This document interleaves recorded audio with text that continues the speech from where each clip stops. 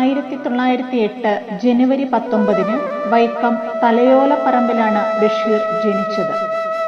കായി അബ്ദുറഹ്മാന്റെയും കുഞ്ഞാച്ചമ്മയുടെയും മൂത്ത മകൻ. 5ാം ക്ലാസ്സിൽ പഠിക്കുമ്പോൾ സ്വാതന്ത്ര്യ സമരത്തിൽ പങ്കെടുക്കാൻ കോഴിക്കോട്ടേക്ക് വണ്ടി കയറി. കുറെ നാൾ ജയിലിൽ കഴിഞ്ഞു. ഇന്ത്യയിലും വിദേശത്തും എത്രയോ വർഷങ്ങൾ അലഞ്ഞു തിരിഞ്ഞു നടന്നു. പല പല ജോലികൾ ചെയ്തു. ധാരാളം അനുഭവങ്ങളുമായി തിരിച്ചെത്തി. ലളിതമായ ഭാഷയിൽ അവയെ കഥയാക്കി, നോവലാക്കി, നാടകമാക്കി. ആരെയും ആകർഷിക്കുന്ന രചനകളായി അവ മാറി. ബഷീറിന്റെ ദുരന്ത കഥാപാത്രങ്ങളാണ് ബാല്യകാല സഖിയിലെ മജീദും സുഹറയും. കളിക്കൂട്ടുകാരായ അവരുടെ ബാല്യകാല കുസൃതികൾ കൗതുകകരമാണ്. ഒന്നും എത്ര എന്ന മാഷുടെ ചോദ്യത്തിന് ഉമ്മിണി ബല്യൊന്ന് എന്നാണ് മജീദ് മറുപടി പറയുന്നത്.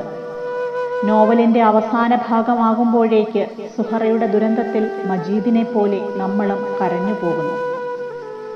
മറ്റു കൃതികളിലെ മിക്ക കഥാപാത്രങ്ങളും നമ്മെ കുടുകുട ചിരിപ്പിക്കുന്ന പച്ച മനുഷ്യരാണ്.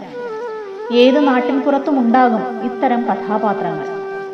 ചാണകവളമാണെന്ന് കരുതി രാത്രിയിൽ കുട്ടയിലേക്ക് കൈക്കോട്ടുകൊണ്ട് പാറുക്കുട്ടി എന്ന ആനയെ വാരാൻ ശ്രമിച്ചവനാണ് ആനവാരി രാമൻ നായർ.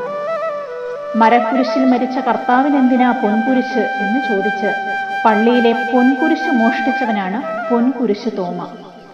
ഒരു കണ്ണു മാത്രമുള്ള ഒറ്റക്കണ്ണം പോക്കരാകട്ടെ മുച്ചീട്ടുകളിയിലൂടെ പണം വാരിക്കൂട്ടുന്നു.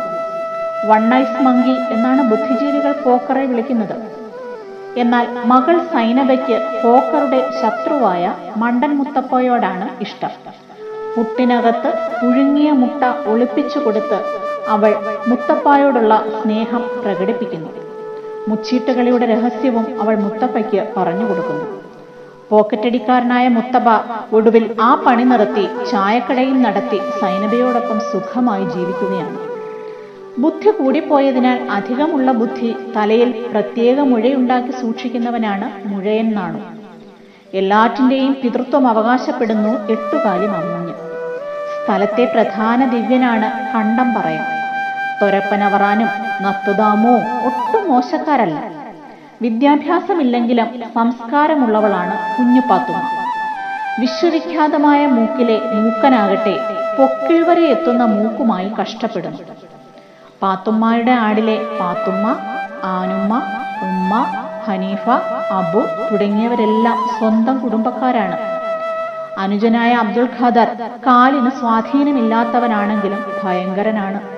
നെയ്യ് കട്ടുതിന്നും, പായിൽ മൂത്രമൊഴിക്കും. എന്നിട്ട് കുറ്റമെല്ലാം ബഷീറിന്റെ ചുമലിലിടും. അവന്റെ പുസ്തകസഞ്ചി പോലും ബഷീർ ചുമക്കണം. എന്നിട്ടും ചട്ടുകാലുകൊണ്ടുള്ള അവന്റെ അടി സഹിക്കണം. മനുഷ്യർ മാത്രമല്ല ബഷീറിന്റെ കഥാപാത്രങ്ങൾ. കൊച്ചുനീലാണ്ടൻ, പാറുക്കുട്ടി എന്നീ ആനകൾ, ചാമ്പമരം, കോഴികൾ, കാക്കകൾ, പാമ്പുകൾ ഇവരെല്ലാം മനുഷ്യരെ പോലെ ഭൂമിയുടെ അവകാശികളാണെന്നാണ് ബഷീർ പറഞ്ഞത്. ആ വിലപ്പെട്ട വാക്കുകൾ കേൾക്കാൻ ബേപ്പൂരിലെ വൈലാലിൽ വീട്ടിലെ മാംഗോസ്റ്റിൻ മരച്ചോട്ടിലേക്ക് നിരവധി കുട്ടികൾ നിത്യേന എത്താറുണ്ടായിരുന്നു. ഗ്രാമഫോൺ പാട്ടും കേട്ട് ചാരുകസേരയിലിരുന്ന് തമാശ പറഞ്ഞ് പൊട്ടിച്ചിരിക്കുന്ന ആ രൂപം അവരുടെ മനസ്സിൽ മായാതെ എപ്പോഴും ഉണ്ടാകും. 86-ാം വയസ്സിൽ 1994 ജൂലൈ 5 അദ്ദേഹം അന്തരിച്ചു. പക്ഷേ ബഷീറും അദ്ദേഹം സൃഷ്ടിച്ച കഥാപാത്രങ്ങളും വായനക്കാരുടെ മനസ്സിൽ ജീവിച്ചുകൊണ്ടിരിക്കുന്നു.